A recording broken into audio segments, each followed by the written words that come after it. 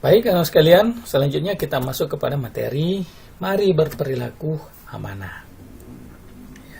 Sebelum kita berperilaku amanah, terlebih dahulu kita harus memahami apa yang dimaksud dengan amanah. Jadi amanah itu adalah secara bahasa artinya dapat dipercaya.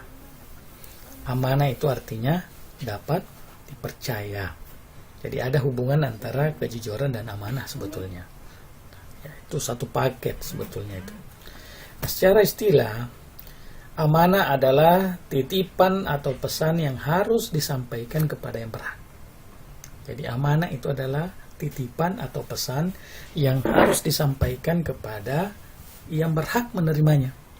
Nah, itu amanah.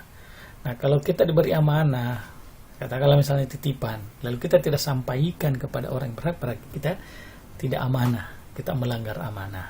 Nah, hati-hati, semua kita ini punya amanah.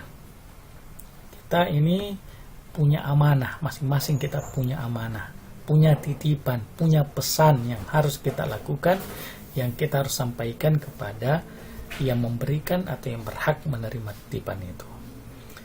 Nah, amanah ini berkaitan erat dengan tanggung jawab. Orang yang menjaga amanah biasanya disebut orang yang bertanggung jawab. Sebaliknya orang yang tidak menjaga amanah disebut dengan orang yang tidak bertanggung jawab. Nah, jadi amanah atau titipan ini, saya gambarkan di sini seperti sebuah berangkas. Ini berangkas ini adalah amanah. Amanah yang dititipkan. Ini adalah tanggung jawab. Ya, tanggung jawab. Besar sekali tanggung jawabnya. Nah, kalau orang yang dititipi ini tidak menjaga dengan baik, maka dia sudah melanggar atau tidak bertanggung jawab.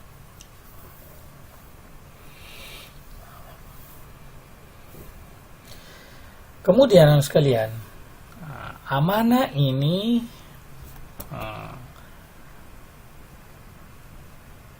kita lihat dulu dalilnya.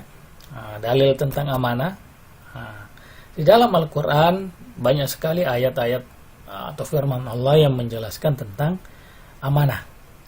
Di antaranya adalah, perhatikan baik-baik ya bacaannya.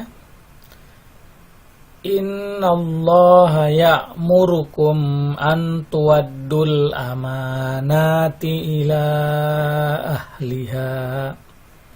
Ya, sekali lagi saya ulangi, perhatikan. Innallaha ya'murukum an tu'addul amanati ila ahliha. Ya. Artinya, sungguh Allah menyuruhmu menyampaikan amanah kepada yang berhak menerimanya. Jadi perintah dari Allah Subhanahu wa taala. Kalau perintah itu hukumnya wajib untuk dilakukan. Jadi amanah itu wajib dan semua kita punya amanah. Dalam sabda Nabi kan dikatakan kullukum ra'in wa kullukum mas'ulun an ra'iyatihi.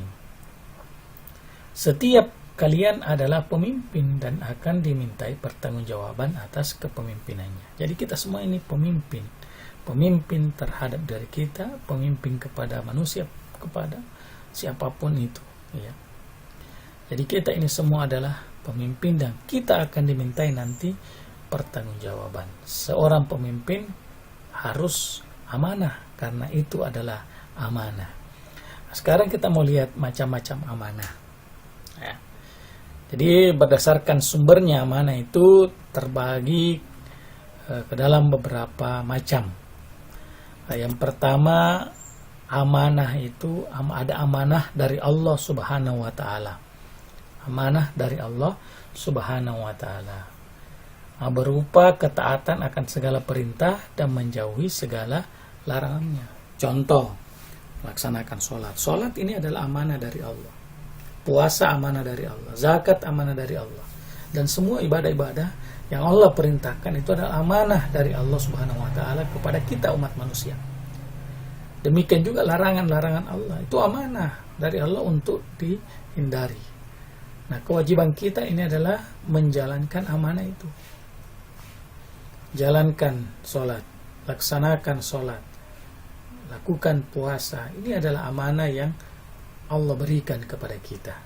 Kita harus tunaikan amanah ini dengan baik-baik. Ini amanah dari Allah. Kemudian yang kedua adalah amanah dari sama manusia. Dari ada amanah dari Allah, ada amanah dari sesama manusia. Ya, contoh, kalian dipilih menjadi ketua kelas. Itu amanah dari teman-teman kalian sesama manusia. Kalian dipilih menjadi ketua OSIS. Itu amanah dari sesama manusia. Dan amanah ini harus dijalankan dengan baik. Harus dilaksanakan dengan baik. Karena kalau tidak, berarti kita tidak bertanggung jawab terhadap amanah yang diberikan kepada kita oleh teman-teman kita. Kemudian yang ketiga adalah amanah dari diri sendiri. Ya, amanah dari sendiri itu apa? Ya, contoh, ya, memelihara dan menggunakan segenap kemampuan demi menjaga kelangsungan hidup, menjaga kesehatan, ya, merawat badan. Contoh sekarang ini kan lagi kita dalam kondisi COVID-19, virus corona. Amanah dari sendiri adalah jaga kesehatan. Kalau sudah tahu di situ ada penyakit, berarti jangan mendekati penyakit itu. Itu melanggar amanah dari diri sendiri. Itu menzolimi diri namanya. Menzolimi diri. Kalau merasa lapar ya silahkan makan. Kalau merasa haus silahkan minum. Ini adalah amanah dari diri sendiri. Ketika kita melanggar amanah dari sendiri, berarti kita sudah menzolimi diri kita sendiri. Itulah kira-kira macam-macam amanah berdasarkan dari sumber amanah itu berasal. Baik kawan sekalian, nah sekarang kita mau melihat apa hikmah berperilaku amanah. Yang pertama adalah dipercaya orang lain. Ini sudah pasti. Orang yang amanah, orang yang menjaga amanahnya, kemudian dia melaksanakan amanah itu dengan baik, maka selanjutnya akan dipercaya orang lain. Iya. Ketika misalnya mencalonkan diri kembali menjadi pemimpin, dia tidak perlu mengeluarkan berbagai macam modal, tenaga, karena orang sudah percaya, sudah terbukti bahwa dia amanah. Kemudian yang kedua, mendapatkan simpati dari semua pihak.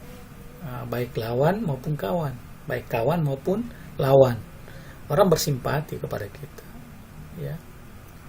Dengan sikap kita yang amanah, kawan maupun lawan itu akan simpati kepada kita.